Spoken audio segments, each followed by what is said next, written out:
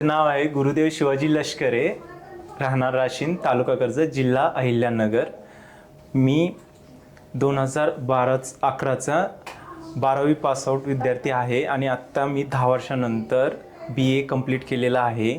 आणि आत्ता मी पुणेरी पॅटर्नमधून AWS cloud आणि डेव्हऑप्सचा कोर्स करत आहे आणि आत्ता माझं M+ सॉफ्टमध्ये AWS क्लाउड यावरती सिलेक्शन झालेलं आहे. थँक्यू पुणेरी पॅटर्न आणि टीम. आपले स्टुडंट आहेत गुरुदेव लष्करे. आज यांचं प्लेसमेंट झालेलं आहे M+ सॉफ्ट या कंपनीमध्ये.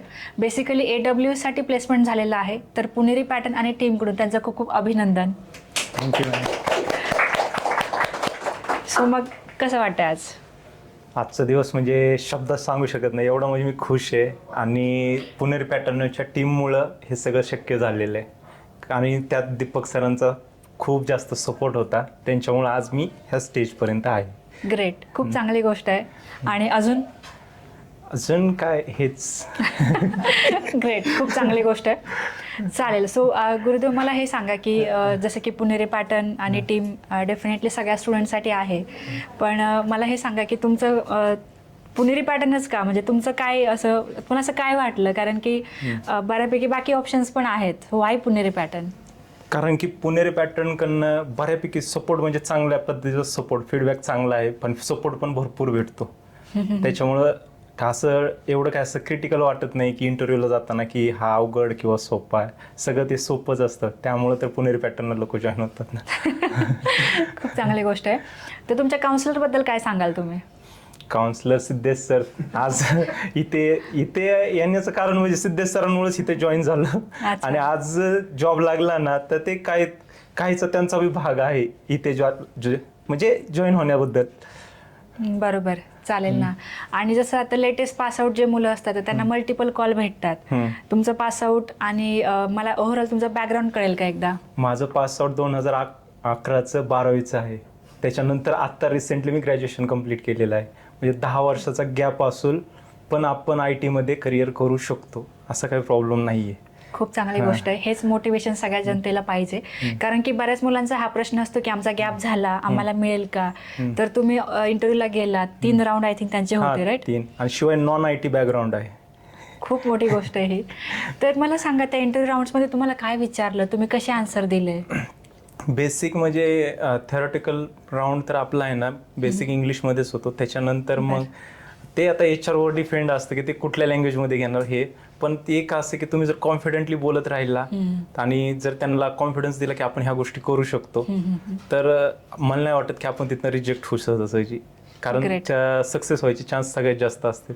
कारण मी बी इंटरव्ह्यू त्याच लेवलने दिलाय की आपल्याला बाबा ठीक आहे, भले सिलेक्ट नाही झालं तरी चालेल, पण कॉन्फिडेंटली आपण बोलूया. खूप चांगली गोष्ट आहे. मग हे मोटिवेशन तुम्हाला कसं मिळतं डेली? कारण की ज्याचं एवढं 10 इयर्सचा गॅप आहे त्याला तर त्या गॅपबद्दलच जास्त चिंता वाटत राहते. तो ग्रासलेला असतो की एवढा गॅप आहे, माझं काय होईल का नाही. मग तुम्ही स्वतःला कसं मोटिवेटेड ठेवता?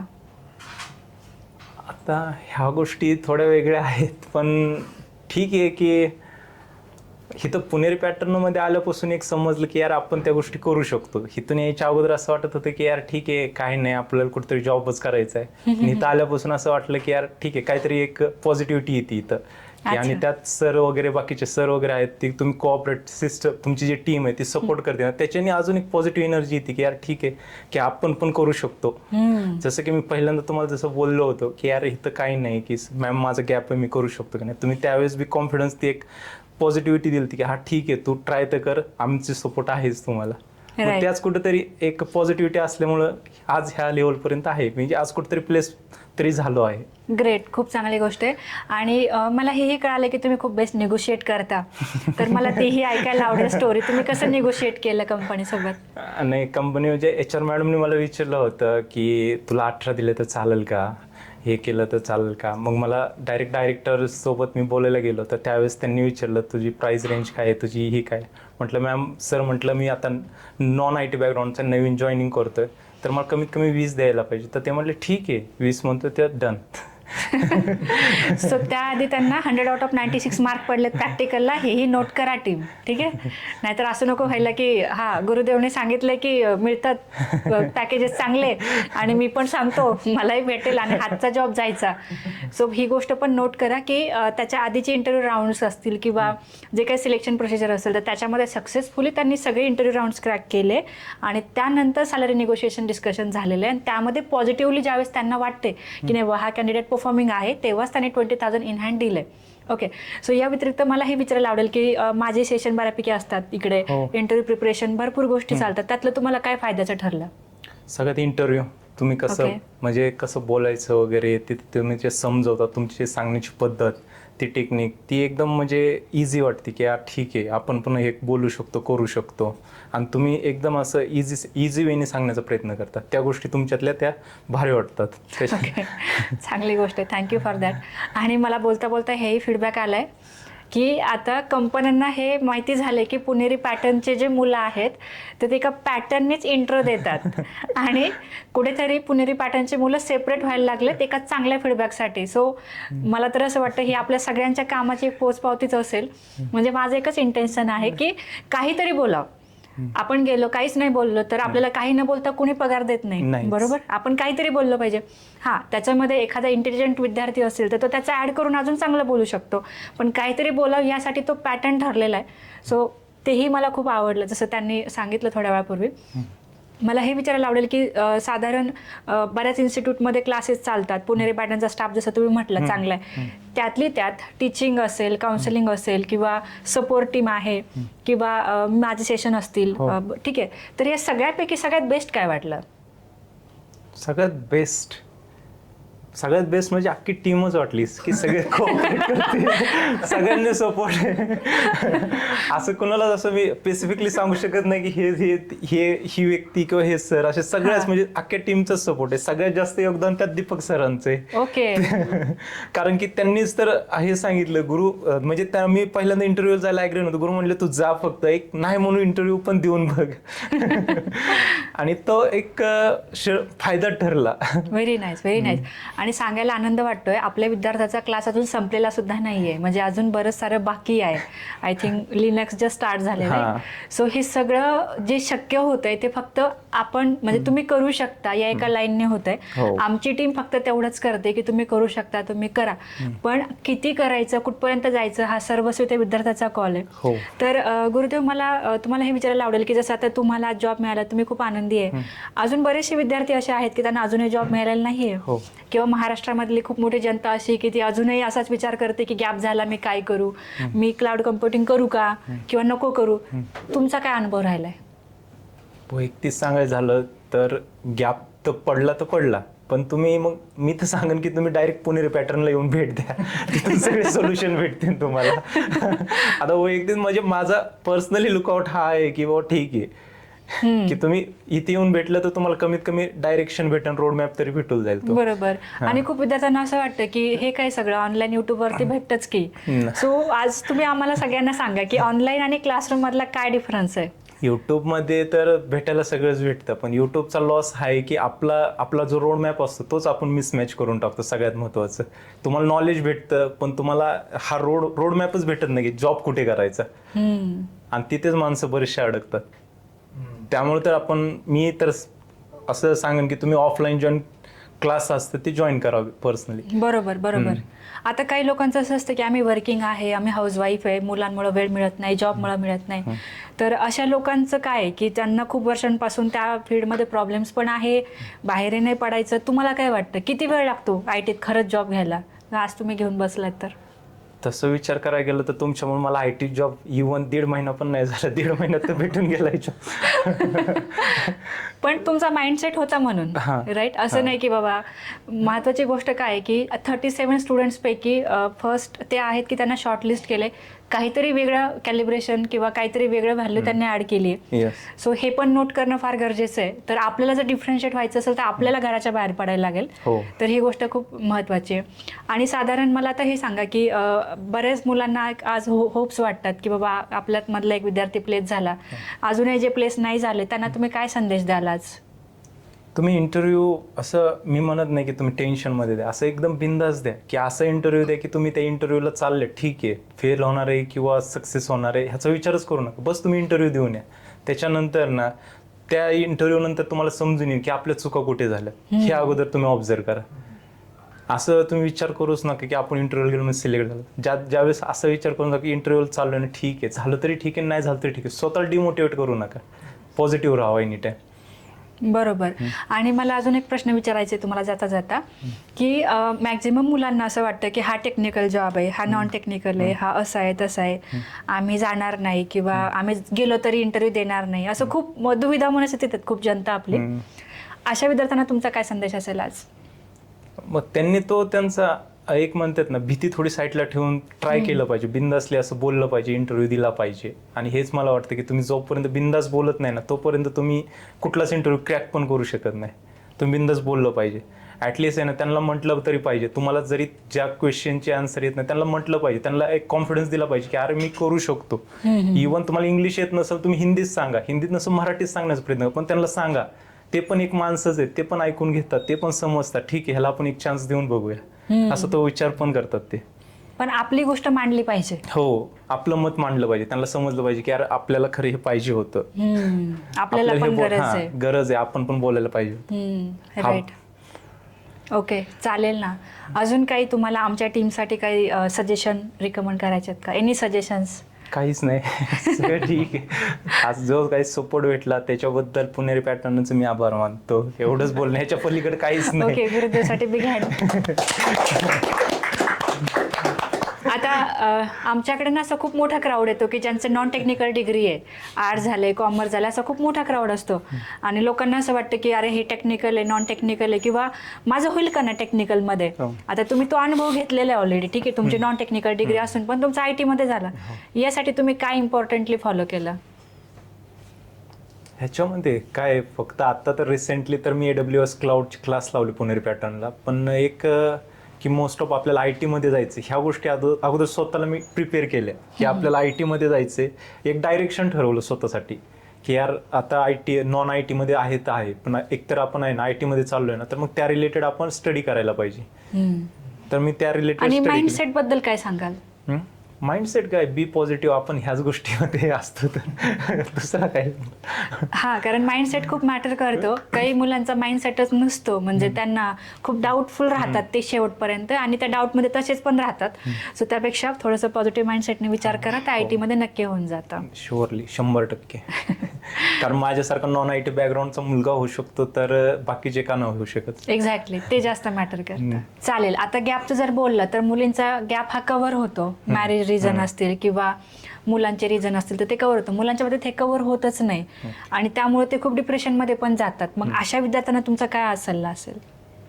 मी तर असं वैयक्तिक सांगेल की तुम्ही जर तुमचा गॅप पडला असेल तर तुम्ही तिथं शांत न बसता तुम्ही कुठेतरी जॉबला लागा. सगळ्यात महत्त्वाचं, तुम्हाला तुमचं बॅकग्राऊंड IT असो नॉन IT असो, तुम्हाला ज्या फील्डमध्ये इंटरेस्ट आहे त्याच्यामध्ये तुम्ही जॉबला लागला सगळ्यात पहिल्यांदा. मग हळूहळू तुम्ही तुमची फील्ड ठरवा, आणि नंतर त्याच्यानंतर तुम्हाला ज्या फील्डमध्ये जायचं आहे त्या फील्डमध्ये तुम्ही ग्रो करत चला. एवढंच सांगेल मी सध्याला. बरोबर, बरोबर. सो स्टुडंट्स, आपले स्टुडंट आहेत गुरुदेव लष्कर, यांचं AWS क्लाउडसाठी सिलेक्शन झालं M+ सॉफ्टवेअरमध्ये काल. सो त्यांचं आपण अभिनंदन करतो. तर ती त्यांची शॉर्ट जर्नी सांगते सगळ्यांना. माझी शॉर्ट जर्नी म्हणजे कुठून इथून सांगू की ह्याच्या म्हणजे असं एवढं हे नाही आहे. मी 12वी आर्ट्सचा माणूस आहे आणि आता रिसेंटली माझं ग्रॅज्युएशन कंप्लीट केलं आहे. माझा करिअर म्हणजे एज्युकेशन गॅप पण भरपूर होता, पण तरी पण एकदा मी इथं आल्यापासून सगळे ते डाऊट्स वगैरे क्लिअर झाले. आणि खरं बोलायचं झालं तर ह्या मॅडमनी जो रोडमॅप दाखवला, जे गायडन्स केलं, त्या गायडन्समुळं आज मी जे आहे, ज्या स्टेजवर आहे AWS क्लाउडमध्ये जिथं सिलेक्शन झालं तिथं म्हणजे ह्या पुणेरी पॅटर्नचा सगळ्यात मोठा हात आहे असं मला वैयक्तिक वाटतं. सो काय सल्ला द्याल सगळ्यांना? सल्ला म्हणजे काय, इंटरव्ह्यूला जाताना तुम्ही असं, माझी तर तुमच्यापेक्षा तरी इंग्लिश खूप वीक असेल मी तसं सिरियसली सांगतो, पण असं काही नसतं की IT मध्ये इंग्लिशच असं प्रिपेअर करतात हे करतात. इवन तुम्हाला जर ॲज वेल तुम्हाला तर बोलता येत नसेल तुम्ही हिंदीत बोला, हिंदीत नसाल तर जर तुम्हाला जर नाहीच वाटलं तुम्ही मराठीत बोला, पण बोलण्याचा एक प्रयत्न करा तुम्ही, की जेणेकरून तुम्ही शांत बसू नका. जर तुम्ही शांत बसताना तर त्यांना असं वाटतं की अरे ह्यांना काहीच येत नाही, भले तुमच्याकडे किती पण स्किल असून द्या, तुम्ही बोलत राहा काय का असं ना, भले चुकीचं का असं, त्यांना तिथं म्हणजे एक माझ्या अनुभवानुसार मला माहिती आहे की त्यांना असा परफेक्ट कॅन्डिडेट घ्यायचाच नसतो, त्यांना फक्त तो कॅन्डिडेटचा कॉन्फिडन्स किती हाच चेक करायचा असतो. भले तुम्ही चुकीचं का असणार पण तुम्ही बोलताय ना, ते तुम्हाला आहे ना तिथं ते काही ना काहीतरी एक सुचवणार, सजेशन करणार. त्यामुळे तुम्ही ना इंटरव्ह्यूला गेला ना कधी की असं शांत बसू नका, बी कॉन्फिडंट की तुम्हाला जसं होईल जे होईल ते होईल, पण तुम्ही बिंदास इंटरव्ह्यू द्या असं मी तुम्हाला सांगेन. हो, आणि अजून एक स्किल मला खूप आवडलं आपल्या स्टुडंटचं, निगोशिएशन. तर कसं निगोशिएट केलं सांगा सगळ्यांना. म्हणजे पहिल्यांदा ते काय म्हटले की बाबा तुला आता तुझं नॉन IT बॅकग्राऊंड आहे की तुला पेमेंट खूप कमी आहे, म्हणजे पेमेंट तुला किती पाहिजे. पहिल्यांदा म्हटले 18,000 देऊ शकतो, हे देऊ शकतो. परत म्हटले की आपलं कंपनीचं बजेट पण असं आहे की मग तू कसं इंटरेस्टेड आहे का त्याच्यासाठी. मग म्हटलं मॅम मी त्याच्यासाठी नाही म्हटलं, तर मी 20,000 करू शकतो म्हटलं, कमीत कमी तुम्ही म्हणता नॉन IT बॅकग्राऊंडचं आहे. तर मग मी त्यांना म्हटलं की सर म्हटले की ठीक आहे की मग मला सरांकडे पाठवलं. मग सरांनी विचारलं की तुला किती पेमेंटची किती अपेक्षा आहे. म्हटलं सर मी पहिल्यांदा जे बोललो होतो 20,000, तर 20,000 तुम्ही देऊ शकता का. हा म्हटले मी देऊ शकतो, काही प्रॉब्लेम नाही. तेच म्हणजे डायरेक्टली म्हटले की हा देऊ शकतो, पण त्यासाठी म्हटले मला तुझ्याकडनं असं पाहिजे की तुला आहे ना तू कंपनीसाठी 100% दिले पाहिजे बस. असं एवढं ते बोल. निगोशिएशन करता येतं जर पॉझिटिव्हली ठरवलं तर. पण त्या आधीची स्टेज ही आहे की त्यांचे 3 राऊंड झाले आणि सेकंड प्रॅक्टिकल राऊंड होता 2 तासाचा, त्याच्यामध्ये 100 आउट ऑफ 96 मार्क पडले. सो आपण हेही बघणं गरजेचं आहे. ज्यावेळेस त्यांच्या हँड्समध्ये ते रिपोर्ट्स होते त्यावेळेस त्यांना कळालं की नाही चांगलेच मार्क त्याच वेळेस हे डिमांड केली गेली आहे, आलं लक्षात. सो त्यामुळं तुम्ही बाउंड्रीच्या बाहेर जाऊन पण एक्सपेक्ट करू शकता, पण त्यासाठी तुमचं प्रॅक्टिकल राऊंड ऑफ इंटरव्ह्यू खूप स्ट्रॉंग पाहिजे. ठीक आहे. सो कंपन्या द्यायला रेडी आहेत, आपल्याला घेता यायला पाहिजे. आणि मोटिव्ह ऑफ द स्टोरी हेच आहे की बॅकग्राऊंड कुठलाही असू द्या, कॉन्फिडेंटली बोला, जेवढं येते जसं येते तसं बोला. कुठल्याही ओपनिंगला किंवा कुठल्याही गोष्टीला असं अंडर एस्टिमेट नका करू की हे IT आहे का, नॉन IT का, हे आहे का, ते आहे का. ते सगळं तुमच्यासाठीच असतं, जे काय आहे तेवढं बघूनच आम्ही शेड्यूल करतो. त्यामुळे पॉझिटिव्ह राहा सगळ्यांनी. आणि आता ह्या स्टोरीमधून हे शिकायचं आहे की ठीक आहे, म्हणजे आपल्या गुरुदेवचं बॅकग्राऊंड जरी नॉन टेक्निकल आहे तरी टेक्निकल जॉब हा मिळवता येतो. कारण आपण जे म्हणतो ना एखादा ध्येय वेळा असतो पूर्ण. सो ज्यावेळेस फर्स्ट टाइम त्यांनी ॲडमिशन घेतलं होतं, ज्यावेळेस ते आमच्याकडे आले होते, सो त्यावेळेस त्यांनी सांगितलं होतं की म्हणजे नाही का मला असं वाटलं की किती क्रेझी आहे हा मुलगा, म्हणजे नाही का की कुठलीही गोष्टचं फार अगदी डीपमध्ये जाऊन नॉलेज घेतलं होतं. की समजा आता मला AWS क्लाउडमध्ये करायचं तर त्याच्याबद्दलचा रिसर्च, त्याच्याबद्दलचं काय जे काय स्टडी असतं ते तो खूप केलेला आहे. असं काही नाही की बाबा नाही माहिती, काहीच बऱ्यापैकी माहिती. इनफॅक्ट प्रोजेक्ट त्यांचं जे काही कोडिंगचं झालं टास्क, त्यानंतर त्यांनी बाकी पोरांना पण हेल्प केली आहे पास होण्यासाठी. सो ही पण खूप मोठी गोष्ट आहे. सो नंतर त्यांनी सांगितलं नको करू तू कोणाला हेल्प नको करू, नाही तर आम्ही रॉंग कॅन्डिडेट सिलेक्ट करू शकतो म्हटले. हां बरोबर. सो ह्याही गोष्टी आहे. सो ऑलमोस्ट 37 कॅन्डिडेट्सपैकी त्यांना एकट्याला सिलेक्ट केलं, तर खूप मोठी गोष्ट आहे. Big hand for him.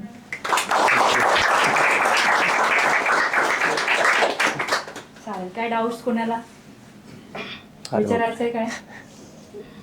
Yes विचार. टेक्निकल मध्ये काय विचारलं होतं? टेक्निकलमध्ये मला कसं हार्डवेअर प्लस सॉफ्टवेअर होतं. नाही थेरी नाही, हां प्रॅक्टिकल मध्ये. प्रॅक्टिकलमध्ये हेच की मी आता क्लाउडसाठी गेलतो ना, तर RDS वगैरे, आता मला क्लाउड रिलेटेडच विचारलं, RDSचे वगैरे. आणि त्याच्या माझ्या रिझ्यूममध्ये ना CCNA पण काही टॉपिक आहेत ना, मग नेटवर्किंग बेसिकवर मला बरेचसे क्वेश्चन केले ते.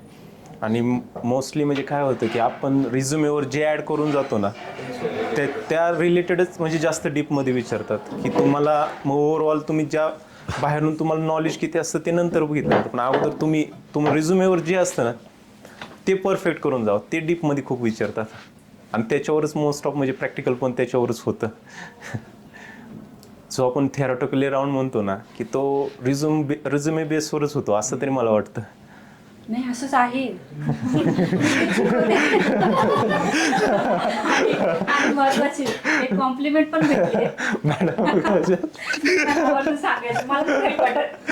तर कॉम्प्लिमेंट अशी आहे त्या HR टीमची की तुम्ही पुणेरीचे स्टुडंट आहेत का, मग तुम्ही का नाही रट्टा मारून आला इंट्रोचा.